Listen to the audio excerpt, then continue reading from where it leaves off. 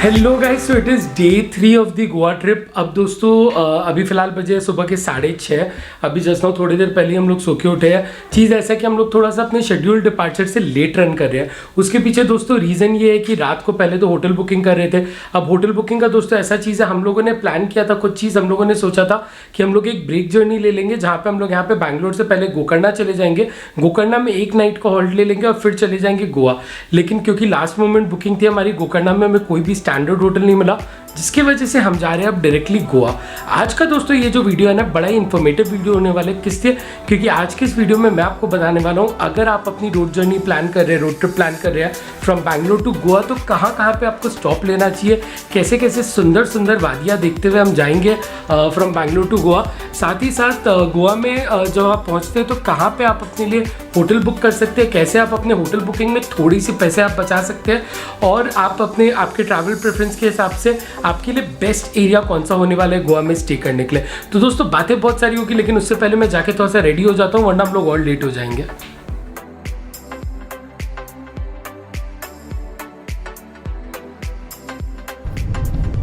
तो गाइस बजे सुबह के 7:15, हम निकल गए अपने गोवा ट्रिप के लिए। हम निकले सरजापुर रूट से। तो प्लान अभी ये है कि यहाँ से हम लोग जाएंगे चित्रदुर्गा, वहाँ पे करेंगे ब्रेकफास्ट या ब्रंच जो भी उसे कहें, और फिर वहाँ से हम बेलगांव वाला रास्ता पकड़ के हम डायरेक्टली जाएंगे गोवा। गोवा में दोस्तों हमने होटल बुक किया मोरजिम में। तो आपको कौन से एरिया में होटल बुक करना चाहिए वो भी मैं आपको बताऊँगा। तो चलिए पहले थोड़ा सा ट्रिप एंजॉय करते हैं। शहर से निकलते ही आपको लैंडस्केप बिल्कुल ही चेंज होता हुआ दिखेगा। कहीं आपको दिखेंगे बड़े बड़े फ्लाईओवर और कहीं आपको दिखेगी बहुत सारी ग्रीनरी। और अगर रास्ते की बात करूं तो बहुत ही वेल डेवलप्ड रास्ते हैं, कोई भी गड्ढे आपको देखने को नहीं मिलेंगे। और अगर आप ड्राइविंग का मजा लेना चाहते हैं तो ये रास्ता बिल्कुल आपके लिए है। एक और बोनस टिप गाइस, कि अगर आप बैंगलोर में ड्राइव कर रहे हैं तो हमेशा मास्क पहन के ड्राइव करें। जो लोग भी गाड़ी में बैठे हुए हैं सबको मास्क पहना दें। आप अपने गाड़ी में भी अपने नोन लोगों के साथ कभी भी मास्क ना उतारें, क्योंकि यहाँ पे झट से चालान कट जाता है। और यहाँ पे मैं आपको मिलाता हूँ मेरे एक और को ट्रैवलर से। ये है प्रतीक, और देखिए कैसे भाई साहब अपने गॉगल्स को सेट कर लेते हैं कैमरा के लिए।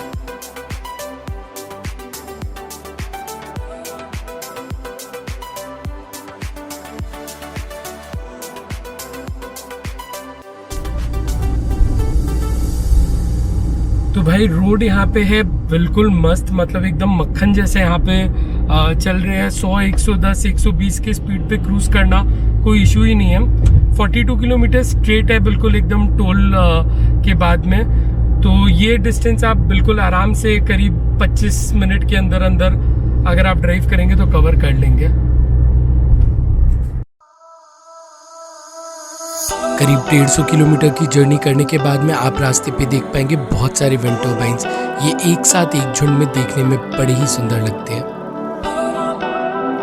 तो हम लोगों ने इस रोड ट्रिप की शुरुआत की सुबह जल्दी, सिर्फ इसलिए ताकि हम इस सीनिक व्यू को एंजॉय कर पाए, साथ ही साथ अंधेरा होने से पहले हम गोवा एंटर कर पाए।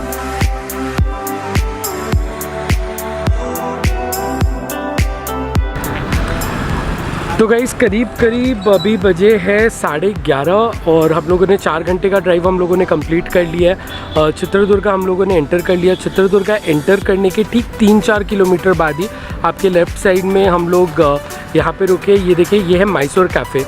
तो ये बेसिकली इस कैफ़े का बेनिफिट ये है कि ये लेफ़्ट साइड में है।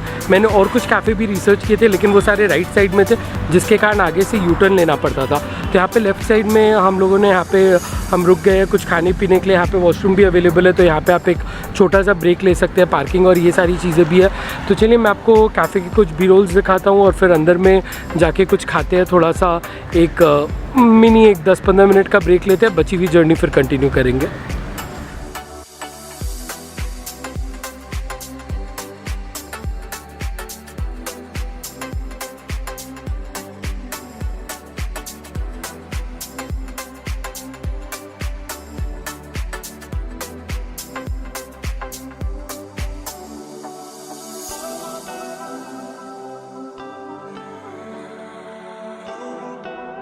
ये दोस्तों एक बहुत ही रीजनेबली प्राइस कैफ़े है जहाँ पे मेनू कार्ड में आपको प्राइसेस तो नहीं देखने को मिल रहे, लेकिन सारे ही आइटम्स लगभग 40-50 रुपये तक प्राइस्ड है। हमने यहाँ पे ट्राई किया इनका रवा डोसा, मसाला डोसा, इडली और भी बहुत सारे आइटम्स, और बहुत सारे करीब 6-7 आइटम्स ट्राई करने के बाद में हमारा टोटल बिल आया करीब 450 रुपये। तो गाइज़ मील हो गया अभी कंप्लीट। हम लोगों ने, जैसा कि मैंने दिखाया आपको, मैसूर कैफ़े में खाया। तो डोसा थे यहाँ पे, बहुत ही बढ़िया डोसा था, बहुत क्रिस्पी था और शायद आपको बहुत अच्छा लगेगा ये। अब let's get back to the journey. अब सीधा 400 किलोमीटर के आसपास का ड्राइव है, जो हम शायद डायरेक्टली गोवा जाके ही रुकेंगे एंड ट्राई करेंगे बीच में नहीं रुकने का।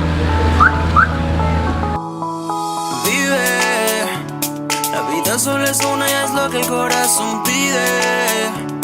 Esta noche te vienes conmigo pa' que no la olvides. Sentaditos en la arena y tú bailándome sirena. Esta noche somos tú y yo. Dale rumbo, mami, con esa booty dueña del party. Yo sé que tú estás puesta pa' mí. Somos dos animales en este safari, yeah.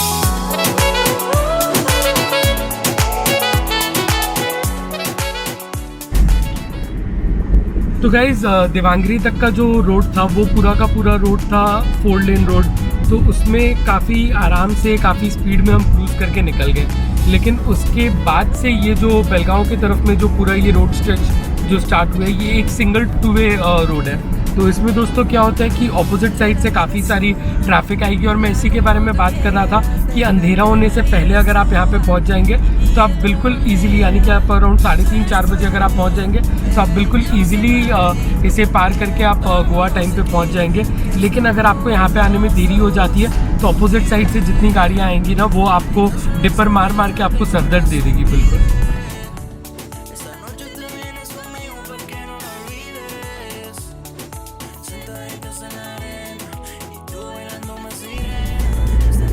तो guys चीज़ अभी ऐसा हुआ कि हम लोग एकदम पूरा time पे चल रहे थे, लेकिन फिर उसके बाद में एक ईंट आ गई हमारे टायर के नीचे, जिसके कारण टायर पंचर हो गया और करीब 10-15 मिनट लग गए उसे चेंज करने में। अब वापस से हम लोग 20 मिनट लेट हो गए हैं, देखते हैं कितने बजे तक पहुँचते।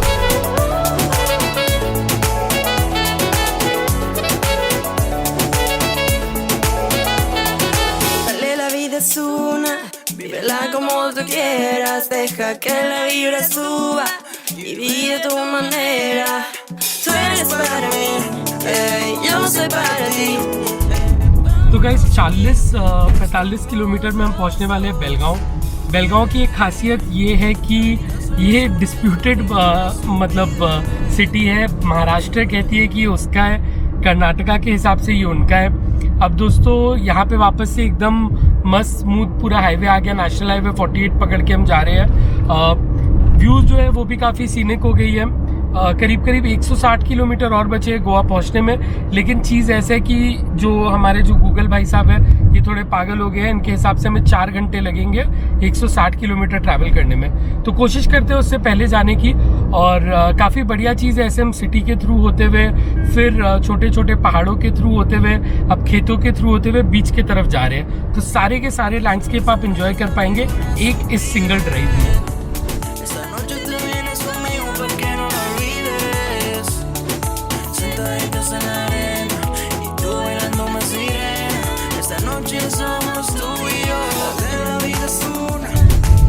तो दोस्तों गूगल मैप की एक अजीब सी बात ये है ना कि आपसे कहता नहीं है कि आपको ब्रिज के ऊपर जाना है नीचे। हम लोगों ने ले लिया ब्रिज के ऊपर, जिसके कारण हमने एक टर्न मिस कर दिया, और फिर उसके बाद में पूरे बेलगांव सिटी से होकर हम लोग अब जा रहे हैं स्टेट हाईवे 130 पकड़ के।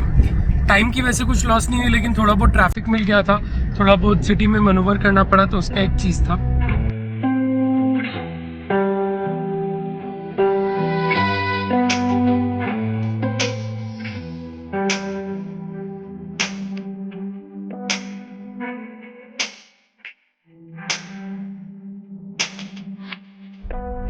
तो गाइज़ हम लोगों ने लिया बहुत ही एक off beat road towards Goa. हम लोगों ने बेसिकली बेलगांव से स्टेट हाईवे 130 पकड़ा, जिसमें थोड़े कच्चे पक्के रास्ते थे एंड जंगलों के बीच से होके हम आए यहाँ पे।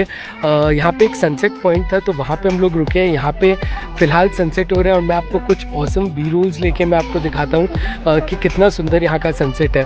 तो मेरे हिसाब से अगर आप गोवा आ रहे हैं तो आपको ये वाला रास्ता आपको लेना चाहिए। पूरा रास्ता दोस्तों आप एंजॉय करते हुए आएंगे।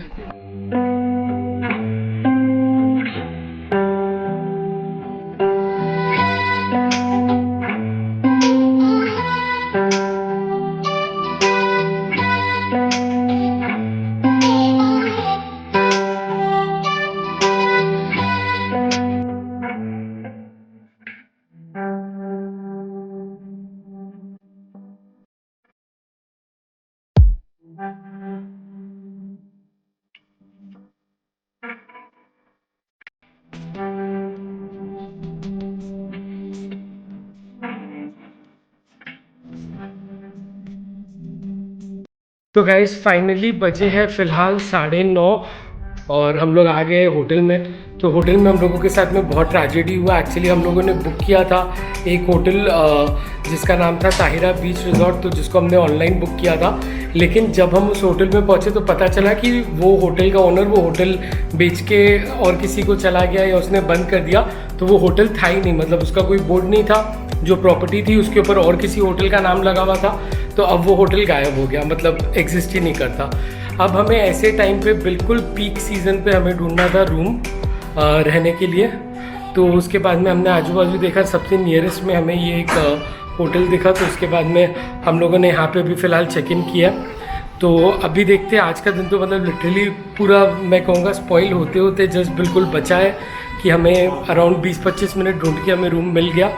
लेकिन अब आगे हम कहाँ जाते हैं, क्या करते हैं, वो मैं आपको दिखाता हूँ। आगे आने वाले व्लॉग्स में मैं आपको दिखाऊंगा गोवा में कहाँ आप बढ़िया पार्टी कर सकते हैं 24/7, कौन से सबसे मोस्ट हैपनिंग प्लेसेस है गोवा में, साथ ही साथ गोवा के कुछ फेमस कसिनो, और मैं आपको दिखाऊंगा कुछ ऑसम बीच साइड शैक्स जहाँ पे आप चिल कर सकते हैं सुबह के टाइम पे। अगर आप मेरे इन वीडियोस को मिस नहीं करना चाहते तो मेरे चैनल को सब्सक्राइब कर ले, एंड अगर ये वीडियो आपको बढ़िया लगा हो तो एक लाइक डेफिनेटली छोड़ दें।